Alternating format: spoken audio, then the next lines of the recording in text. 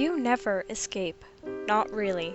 It's always going to be there, sometimes hidden away in the back of your mind, in the form of a nightmarish memory. Or it sits and stares you in the face, daring you to just try and forget. Do I consider myself lucky? Maybe. I don't know anymore. I did at one point, I suppose. I encountered something terrible. Inhuman. A real... whatever it was. It tried to hurt me. It hurt my friends, my family, all to get at me. I don't want to talk about it. Even thinking about it is causing my hands to shake. God, I'm sweating. The scars on my arms are itching at the memories flooding back. But it isn't what I wanted to talk about. Rather, I want to talk about after. That creature killed people, and it almost killed me, but I beat it. I stopped it. Sometimes, on the darkest of days, I try to think of myself as a hero, that by stopping it I saved countless future victims, or that I avenged my fallen family. But I know it was just self-defense. Nothing more. A man isn't a hero for shooting a charging bear. He's just lucky the odds were in favor. I don't consider myself a hero, or lucky either now.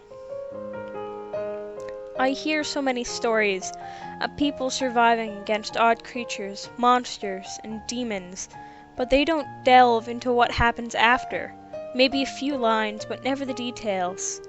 You don't hear about the countless sleepless nights staring into your dark window, imagining a beast pressing its head up against the window, staring and smiling. You don't hear how they jump at the slightest creak in the house, wondering if another of its brethren has come to sink those stinking claws into you for revenge. They don't talk about how their home is gone, lost. Not to those creatures, but to memories. You can wash away the blood from a room, but not from your mind. I can still see my little brother's room. So much. That's what happens after. The worst thing about the dark world that lies just out of sight of our own is knowing that it's there. Knowing that the dark should be feared, that every creak or rustle can have something terrible behind it. I know, and worse, I can see them. Once you've been touched, it's like you're attuned for them now. You notice the small signs that give them away. I've seen a young boy play with a little girl who almost managed to hide the small, bloody hole in the back of her head with her long brown hair. I've seen a jogger running through the park, unaware of how the trees above her rustle along at just the right intervals to constantly remain right above her. She looked just like my friend Connie, too. God, I miss her. I've almost thrown up many times to the news articles outlining mysterious suicides where the victim showed no signs of depression that seems to always occur in the darkest hours of night. Sometimes I wonder if I should get involved, warn the jogger or the boy of the creatures they've attracted, try to help them escape a fate no person should be forced through. But the truth is, I'm terrified. If I help, I know I'll attract them back to me. I managed to keep my head down long enough after that creature to avoid any others. However, constantly sitting back and watching them target those poor people has weighed on me. I don't know how much longer I can hold on.